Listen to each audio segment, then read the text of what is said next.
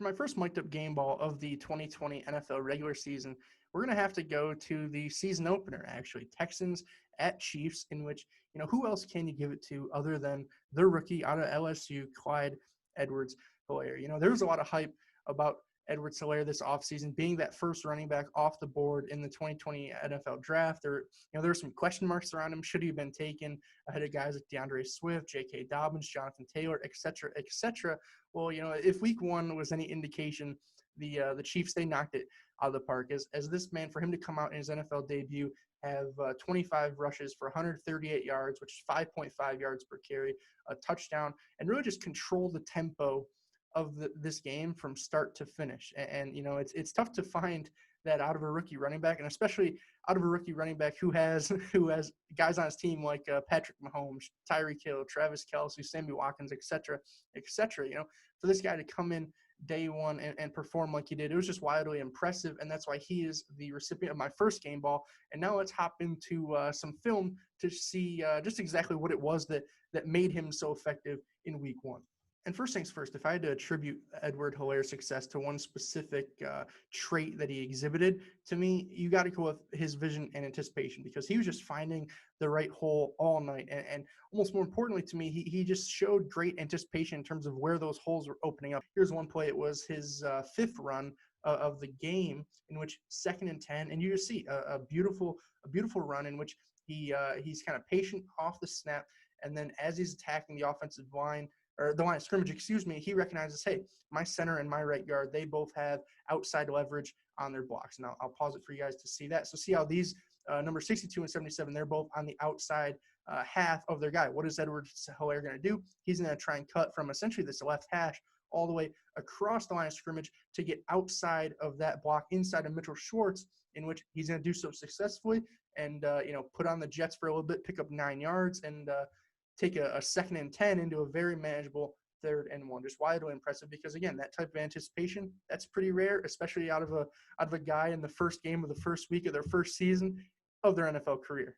Another area where Clyde really impressed me this past Thursday was just in terms of his acceleration, right? As we all knew that coming in, Edwards-Helaire was not the fastest guy in the world, by no means. 4.60, 40-yard dash guy back at the NFL Combine in April. But when I'm talking about acceleration, it doesn't matter what your top end speed is. It just matters how fast you're able to kind of ramp up and get to it, right?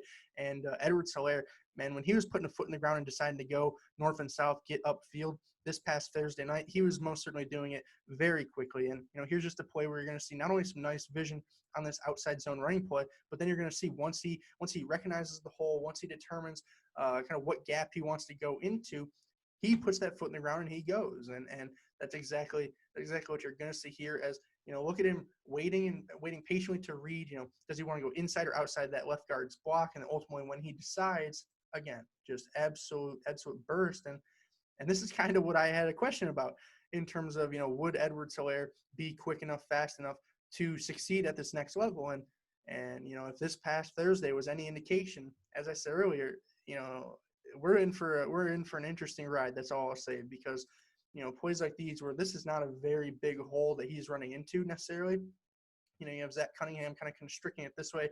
Number 92, he's in a position where he could technically fight over the top on Kelechi Osemele and make a play back in this A gap, but ultimately he's unable to, because Edwards-Helaire does have too quick of a burst upfield, and ultimately is able to pick up 9 yards and put the Chiefs within the 10-yard line, right, ready and primed to score another touchdown. Another area where Clyde just jumped off the tape, in my opinion, was in terms of his contact balance, right? As he did a fantastic job at fighting through that initial contact, keeping those legs churning, and ultimately being able to stay upright and gain these extra yards. As here you'll just see a fantastic play in which you kind of see the advantages of being a 5'7", 207-pound running back in the league, in which you have a low center of gravity. You're able to fight through these kind of lazy arm tackles, and that's exactly what you see here. I'm going to play it back for you guys, because I do think there's a really nice pause angle here. What you're going to see is as he decides that, hey, I'm going to shoot up that play side B gap. Look at how he's not only fighting through one arm tackle, but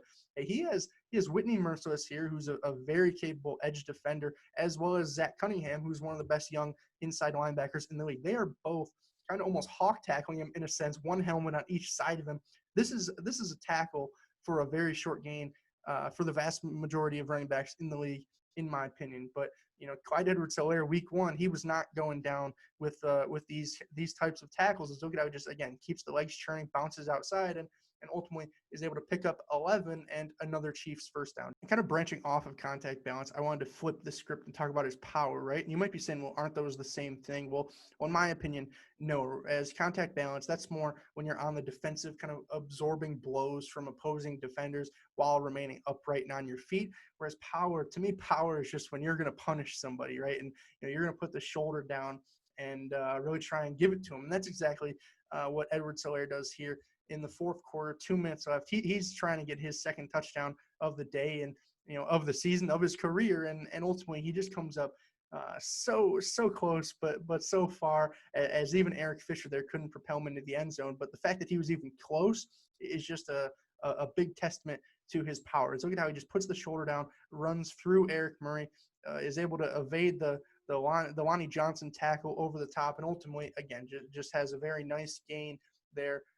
Just before the 2-minute warning, that in which he almost was able to ice the game. I guess we'll say it was pretty much over already at that point. But that nice 14-yard gain kind of capped it off. Don't think though that just because Edwards-Helaire isn't the fastest guy in the world, and he's kind of a stockier, more powerful runner, don't think that he's not agile and elusive as well, because he was really making some defenders miss, and he was covering a lot of distance on some of these jump cuts and various jukes that he was performing this past Thursday.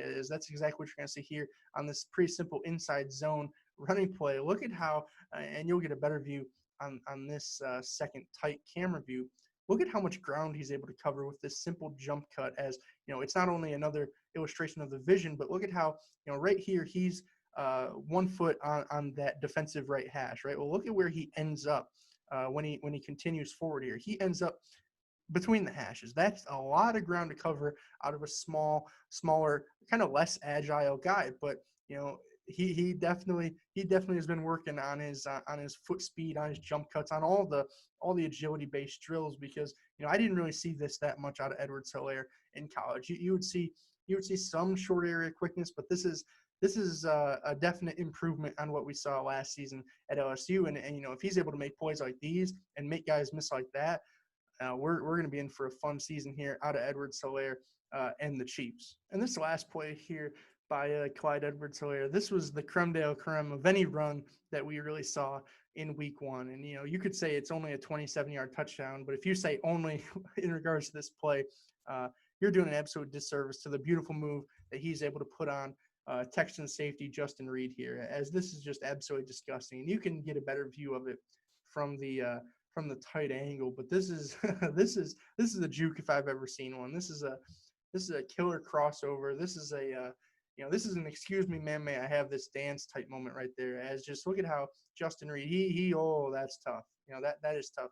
I feel bad for my man Justin Reed right there, because he probably thought that like I did, and like I'm sure many of you did, he didn't know that Clyde Edwards-Helaire, that he had that in his bag. He didn't know that he was elusive to that degree to where hey, he can just put a foot in the ground and shake you out of your shoes almost. As we'll play it one more time, because this is just, as I said, this is just nasty. And it doesn't even talk about the nice job evading the tackle by Benardrick McKinney, but really the highlight of the play was the ankle breaker killer crossover juke to end all jukes there by big number 25. And as he gets past Justin Reed, he scampers in the end zone and gets one of the best first career touchdowns of recent memory, in my opinion, as that's going to be on the highlight reel for the rest of his career, no doubt about it, right? And speaking of highlight reels, this game really was just a highlight reel for Edwards-Helaire. And if you have other guys who you thought,